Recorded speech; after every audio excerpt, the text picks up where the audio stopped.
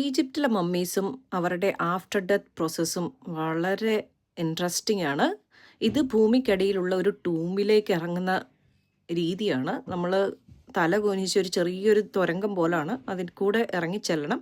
അങ്ങനെ ഇറങ്ങിച്ചെന്ന് കഴിഞ്ഞ് കഴിഞ്ഞാൽ കാണുന്നത് നോക്കിക്കേ, എന്ത് വലിയൊരു കോഫിനാണെന്ന്. വലിയ മാർബിളിൻ്റെ കല്ലുകൊണ്ട് ഉണ്ടാക്കിയിരിക്കുന്ന ഒരു കോഫിനാണ്.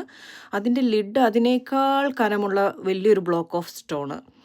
എനിക്ക് തോന്നുന്നു പണ്ടത്തെ കാലത്ത് ഇവർ എക്സ്പെൻസീവ് ആയിട്ടുള്ള കാര്യങ്ങളും എല്ലാം ഇതിനകത്ത് വെച്ചിട്ടായിരുന്നു, അവരുടെ ആഫ്റ്റർ ലൈഫിന് വേണ്ടിയിട്ടുള്ള കാര്യങ്ങളെല്ലാം വെച്ചിട്ടാണ് അടക്കം ചെയ്തിരുന്നത്. അന്നേരം കള്ളന്മാർ വന്ന് അറ്റാക്ക് ചെയ്യാതിരിക്കാൻ വേണ്ടിയിട്ടായിരിക്കണം ഇത്രയും കനമുള്ള ലിഡ് അതിൻ്റെ മേളിൽ ഉള്ളത്. കാരണം ചോദിച്ചാൽ ഒരാൾക്കും രണ്ടാൾക്കും വന്നൊന്നും അത് മാറ്റാനായിട്ട് പറ്റത്തില്ല.